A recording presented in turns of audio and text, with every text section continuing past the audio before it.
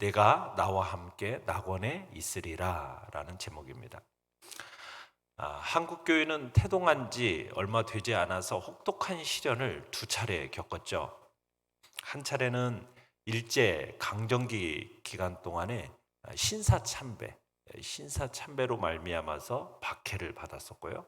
또 한 차례는 6.25 사변 당시에 공산 치하에서 받은 핍박입니다. 이런 박해와 끔찍한 시련을 우리 한국교회가 이겨내게 되는데, 이겨낼 수 있었던 이유는 두 가지 신앙이 있었기 때문입니다. 그 두 가지 신앙은 바로 십자가 신앙과 내세 신앙입니다. 십자가 신앙을 주님께서 나를 위해서, 우리를 위해서 고난을 당하셨으니 우리도 주님을 위해서 죽는 게 마땅하다라는 고백을 낳게 되었죠. 또 하나, 내세 신앙이라는 것은 우리가 주님을 위해서 죽으면은 주님과 함께 천국에서 영생을 얻게 된다, 영원히 살게 될 거다라는 그런 삶으로 이어졌습니다.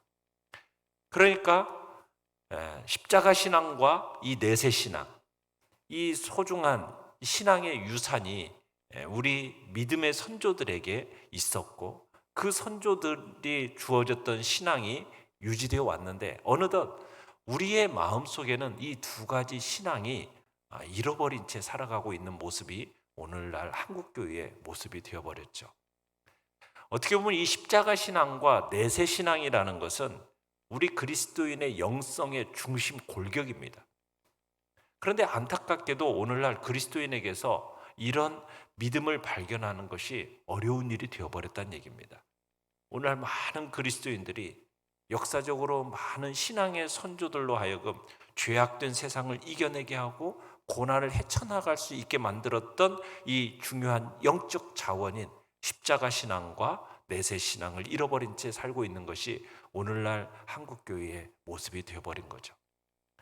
오늘 주님께서 우리에게 주신 이 두 번째 유언, 이 유언은 복음신앙, 즉 십자가 신앙과 내세 신앙을 새롭게 눈뜰 수 있도록 만들어주는 말씀입니다.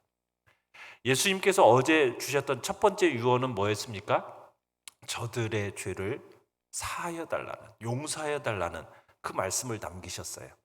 그리고 나서 오늘 이제 보게 되는 이 두 번째 말씀을 하시기까지는 좀 시간이 어느 정도 흘렀을 것으로 보입니다. 정확하게 알 수는 없죠.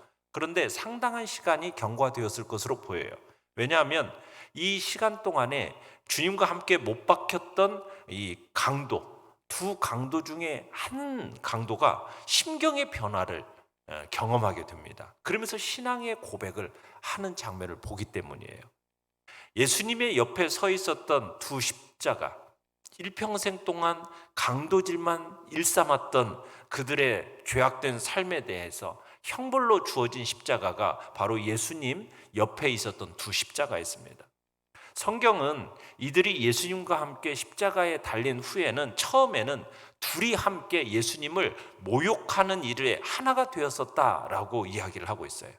그런데 시간이 어느 정도 흐르면서 어느 편에 있었던 강도인지 정확한 게 알 수는 없지만 보통 오른쪽 편에 있었던 강도일 거다라고 얘기는 하죠. 근데 그 둘 중 한 강도의 마음에 변화가 일어난 겁니다. 성경박 자료에서는 두 강도의 이름을 디스마스와 게스타스라는 이름으로 이렇게 불리고 있는데요. 평소 강도질만을 일삼았던 이들이 그랬던 것처럼 십자가의 상에서도 못 박혀서 형벌을 받는 그 순간까지도 그들은 하나였어요. 곁에 계신 예수 그리스도의 십자가 사건을 바라봄에 있어서 이 두 사람의 마음이 꼭 맞아떨어졌던 것이죠. 십자가에 못 박히신 주님을 향해서 대제사장들과 서기관과 장로들이 희롱의 말을 막 퍼부을 때 두 강도 역시 합세해서 예수님을 모욕했었습니다. 그 말씀을 마태복음 27장 41절로 44절에 나오는데요. 우리 같이 한번 읽어보겠습니다. 시작. 그와 같이 대제사장들도 서기관들과 장로들과 함께 희롱하여 이르되 그가 남은 구원하였으되 자기는 구원할 수 없도다. 그가 이스라엘의 왕이로다. 지금 십자가에서 내려올지어다. 그리하면 우리가 믿겠노라. 그가 하나님을 신뢰하니 하나님이 원하시면 이제 그를 구원하실지라. 그의 말이 나는 하나님의 아들이라 하였도다 하며 함께 십자가에 못 박힌 강도들도 이와 같이 욕하더라. 그러니까 제일 처음에는 함께 십자가에 못 박힌 이 강도들도 이 옆에서 욕하고 희롱하는 그 사람들과 함께 욕하는 자리에 있었다는 얘기입니다. 지금 예수님께서는 우리를 위한 대속제물이 되셨어요. 그래서 예수님의 육체는 굉장히 고통 속에서 죽음을 경험하고 있는 것입니다. 십자가 위에서 예수님의 몸은 제물이었죠. 머리에는 가시관을 쓰셨습니다. 참으로 손과 발에는 지금 세 개의 못이 그분을 아프게 하고 있어요. 점점 기력이 다할수록요 몸은 점점 처집니다. 늘어집니다. 그러면은 뼈를 깨트리고 들어갔던 못이 살을 막 찢으면서 더 큰 고통을 이제 막 불러오는 거예요. 또 출혈은 계속되죠.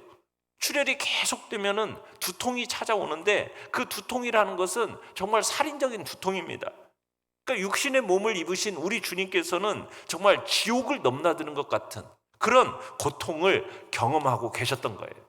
자, 이런 고통스러운 상황 속에서, 그런 고통 속에서 여러분 다른 사람 생각할 여지가 있겠습니까? 그런데 주님은 두 번째 유언을 남기시는데 이 두 번째 말씀 속에서 그분이 가지고 계셨던, 우리 주님이 가지고 계셨던 여러분 우선적인 관심사가 뭔가를 보여주는 거예요. 그 우선적인 관심사가 뭡니까? 바로 영혼에 대한 관심입니다. 영혼에 대한 관심. 예수 그리스도의 그 십자가, 이것은 고난받으신 우리 주님의 관심이 무엇이었는지를 보여주고 있는 거예요. 지옥 갈 영혼을 긍휼히 여기시는 사랑의 마음을 보여주고 있는 것이죠.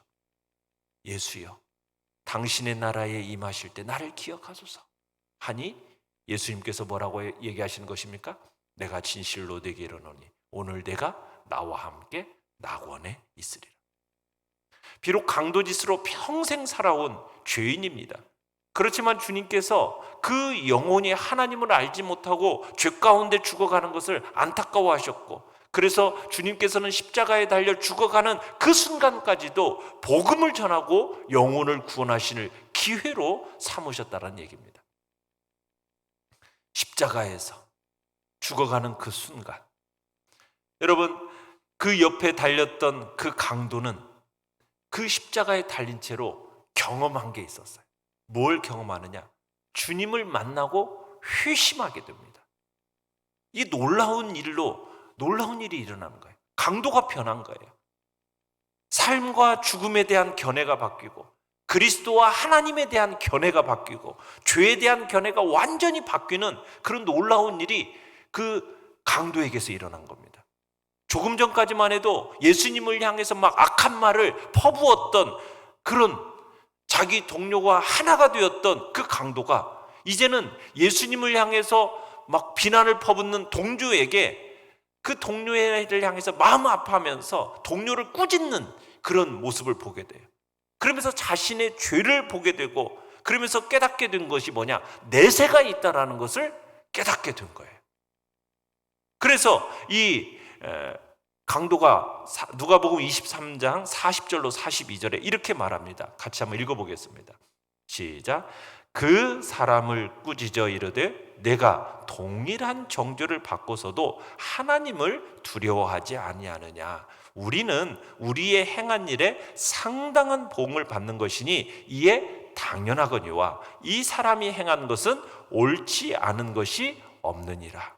예수여, 당신의 나라에 임하실 때에 나를 기억하소서. 자, 주님께서 십자가에서 두 번째 말씀하셨죠. 뭐라고요?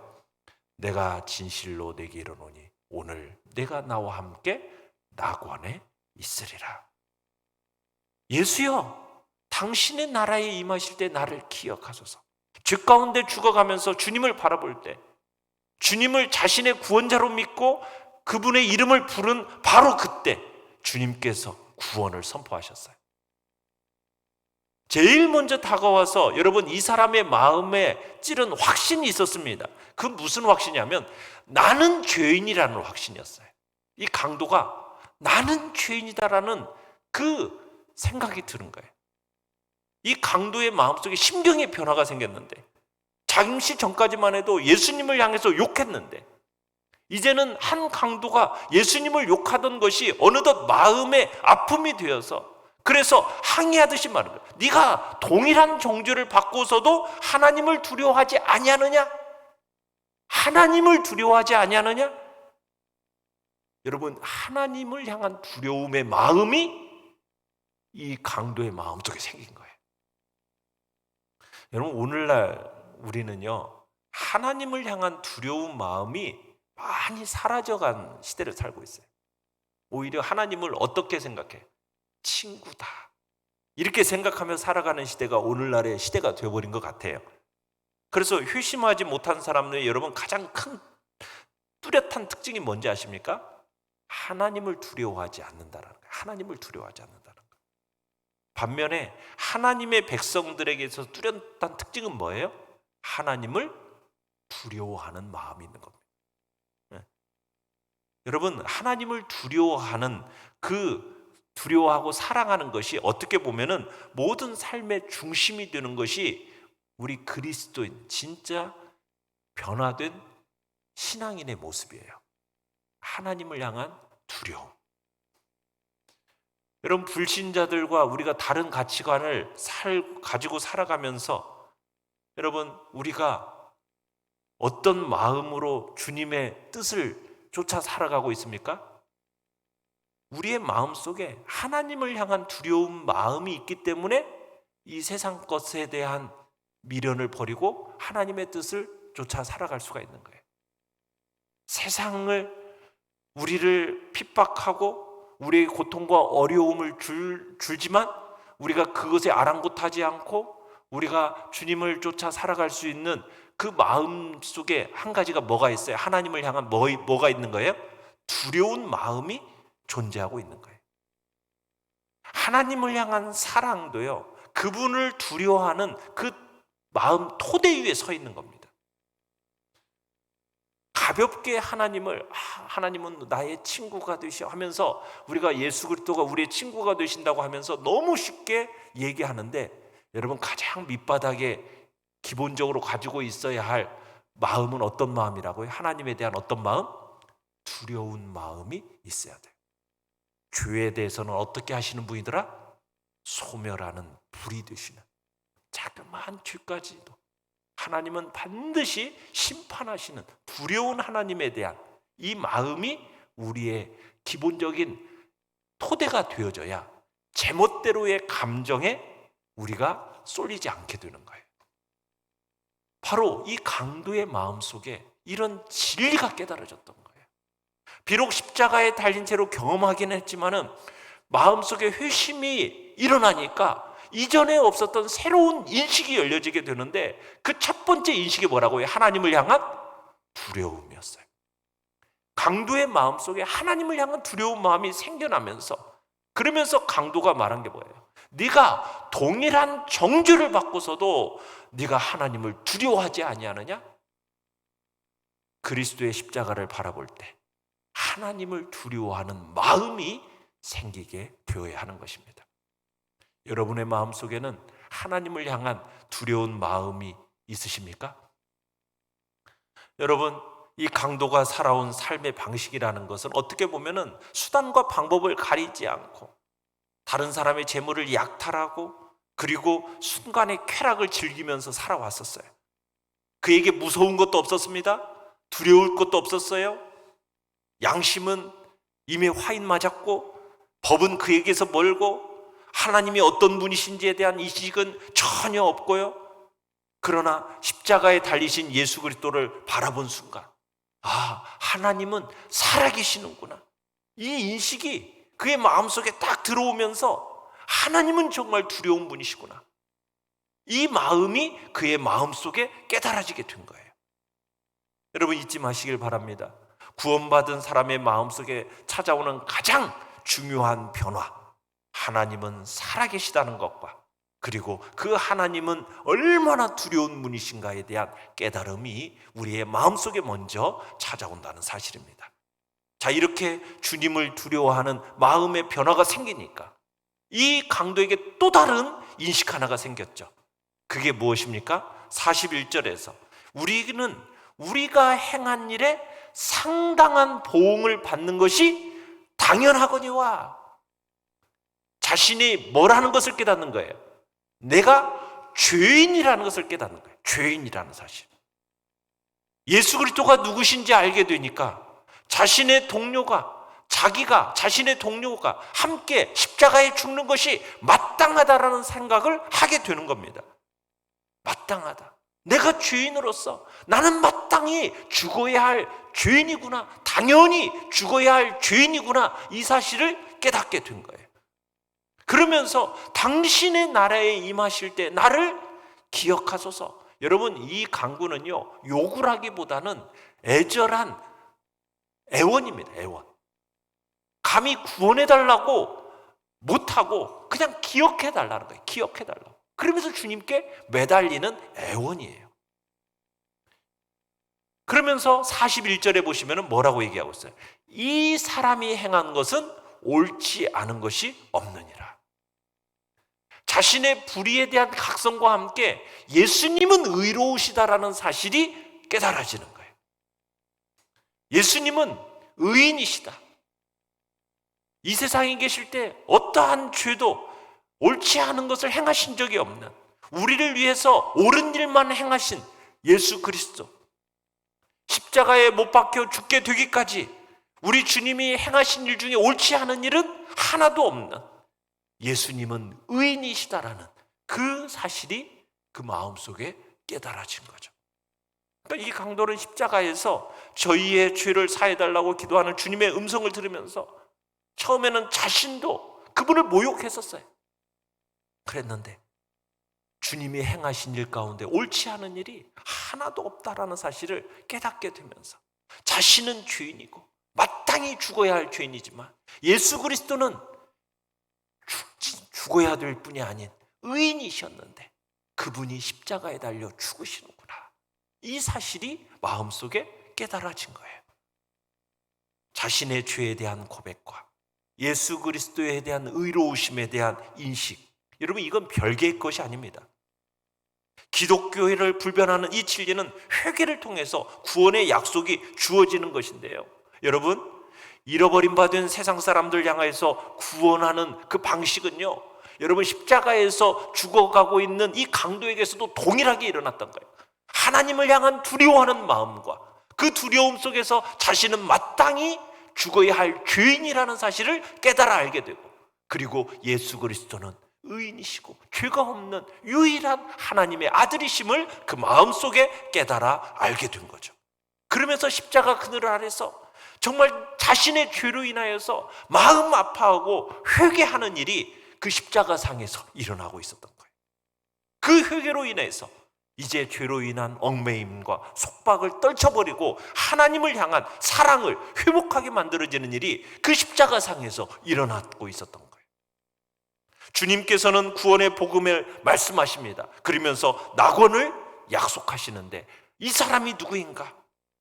살아온 그의 생애는 비록 죄밖에 지은 것이 없었지만 지금은 살인자를 죄를 지고 마땅히 죽어가는 인생이었지만 자신의 죄인임을 고백할 때 주님께서는 이 강도를 상대로 해서 구원의 말씀을 선포하고 계시는 거예요. 바로 이게 복음인 것입니다. 43절 주님께서 뭐라고 얘기하셨어요? 43절에 내가 진실로 내게 이르노니 오늘 내가 나와 함께 낙원에 있으리라. 오늘이라는 단어, 여러분 이 한 단어가 우리에게 매우 중요한 기독교의 교리를 알려주는 거예요. 오늘 이 말씀을 통해서 우리에게 보여주시는 진리는 낙원이라는 것은요, 죽은 후에 곧바로 가는 곳이에요. 어디 들렸다가 가는 곳이 아니에요. 네. 우리 한국 사람들의 사시 구제를 지내고 이 땅을 뭐가 그냥 돌아다니다가 아닙니다. 죽는 그 순간에 가는 곳이 어디라고요? 낙원이에요. 천국이에요. 네. 구원받을 수 있는 기회가 죽은 후에 있다고요? 없어요. 한 번, 오늘이라는 이 하루에 죽은 후에 다시 구원받을 수 있는 또 다른 기회는 전혀 없습니다. 여러분, 그렇게 가르치는 교훈은 다 거짓이에요. 천주교에서 말하는 뭐 연옥이라는 곳이 있어서 그곳에서 뭐 연단 받아서 다시 올라가는 그런 일 없습니다. 곧바로예요. 오늘이에요. 오늘. 오늘이라고 일컫는 이날이 바로 주님을 위해서 살 수 있는 시간이고, 오늘이라고 일컫는 이날이 바로 영혼을 위해서 살 수 있는 단 한 번의 기회라는 거예요. 오늘이라고 일컫는 이 지상을 사는 날 동안에 우리 주 예수 그리스도를 믿을 건지 안 믿을 건지, 여러분 순간의 삶으로 마감할 것인지 영혼을 향하여 살 것인지, 여러분 이것을 결정짓는 것은 오늘입니다. 오늘. 일생을 죄밖에 지은 것이 없었던 그런 흉악한 죄인을 향하여서 우리 주님께서는 오늘 네가 나와 함께 낙원에 있으리라. 우리 주님은 구원의 첫 열매를 삼으심으로써, 여러분 구원이라는 것이 우리의 의로운 행위로 말미암지 않는다는 사실을 우리에게 보여주고 계시는 거예요. 구원이라는 것은 값없이 주어지는 것입니다. 예수 그리스도의 십자가에서 흘리신 그 고결한 피가 우리를 구원받게 하는 거예요. 내가 열심히 산 결과물이 구원이 아닙니다. 우리는 이 세상을 살아갈 동안에 우리의 의로운 삶, 내가 하나님 앞에 행한 헌신, 이것이 우리를 구원받게 하는 것이 아니에요. 자랑할 것이 그래서 아무것도 없는 거예요. 우리는 티끌 같은 인생으로서 우리 된 것은 오직 하나님의 은혜라는 사실을 기억하면서, 구원은 오직 예수 그리스도의 십자가의 구속의 은혜, 그 보혈밖에는 우리가 기대하고 믿을 것이 없음을 우리가 인정하시길 바라요. 이 본문을 대하면서 이 신앙 생활을 하는 사람 중에 이런 생각을 하는 사람들이 있더라고요. 좀 그냥 세상에서 마음대로 살다가 죽기 전에 예수님 딱 고백하고 믿고 천국 가면은 진짜 편하게 사는 거 아니야? 좋게 산 거 아니야? 이렇게 사는 것이 행복한 사람인 것처럼 이렇게 엉뚱하게 말하는 사람이 있는데, 그게 진짜 행복일까요? 마음대로 세상 살다가 죽기 바로 직전에 예수님 고백하고 천국 간 이 강도가 부럽습니까? 아니죠. 이 강도는 이 구원이 아무리 극적이었을지 몰라도 분명히 땅에 남아있는 사람을 부러워했을 거예요. 이 강도는 천국에 가면서 구원받은 강도는 정말 한량없는 은혜를 입었어요. 그가 살아온 그 죄악된 삶에 여러분 어울리지 않을, 말할 수 없는 큰 은총을 입었어요. 그런데 이처럼 자기를 구원해 주신 좋으신 주님을 위해서 살아드릴 수 있는 시간이 이 땅에서 있었어요? 없었어요? 없었어요. 주님께서 자기를 용서해 주셨고 자기를 구원해 주셨고 자신을 사랑하여 주신 이 주님을 위해서 단 한 시간이라도 살아드릴 기회가 없었던 강도는 아마 주님의 손에 이끌려서 낙원에 들어가면서도 여전히 이 땅을 내려다보면서 아쉬워했을 거예요. 내가 구원받아서 주님을 섬길 수 있는 그 기회가 있었으면 얼마나 좋았을까. 이 세상에 남겨진 아마 우리를 부러워하면서 그는 낙원에 들어갔을 것입니다. 사랑하는 성도 여러분, 우리는 어떻습니까? 주님은 그 강도를 구원하셨던 보혈로 우리를 구원하셨습니다. 그 십자가로 우리를 살리셨습니다. 구원 얻은 여러분, 지금 이 인생의 시간들 무엇을 위해서 쓰시겠습니까?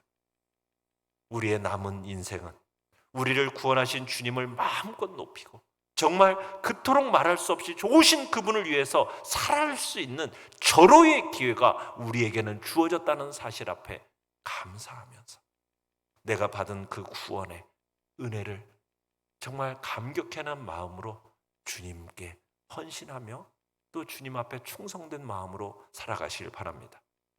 강도는 허락받지 못했어요. 그렇지만 우리에게는 허락된 기회입니다.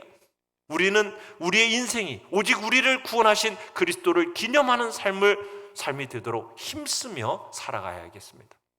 이 놀라운 십자가의 복음을 알리는데 정말 우리 자신을 넘치도록 힘써 드리는 복된 자리에 우리 모두가 있기를 간절히 축원합니다. 우리